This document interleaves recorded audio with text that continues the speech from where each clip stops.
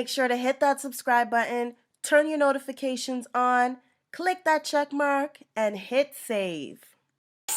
I'm back. Hey guys, we are in the backyard today working on another project. As you guys know, we've made our backyard our little oasis because we're on lockdown, you can't go anywhere, so might as well. We are working today with MultyDecks, which carries these patented rubber bases, and it basically helps to create an instant deck. So these are what the rubber bases look like. We've already pretty much leveled out this area because our backyard wasn't really level, so we just did a little bit of grading in this area. Trev actually changed our step to make it a little bit longer. Hey girl, hey.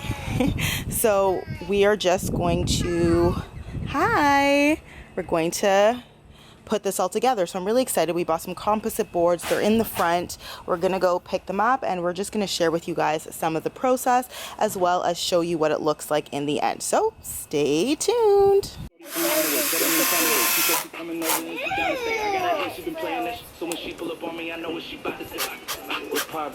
Brand new whip, just hopped in. I got options. I can pass that.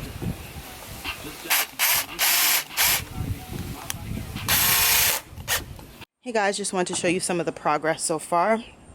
We are kind of going through a little bit of trial and error with this because we're not using your typical wood boards. We're using the composite boards, and it has a little more flex than regular wood boards. So we initially did the recommendation, which was keeping it no more than 18 inches apart. So the actual multi-deck black units, but then we noticed that when we were walking in between, it was like bowing. So instead of using 5 of the boards, we ended up using 6, and it's so much better.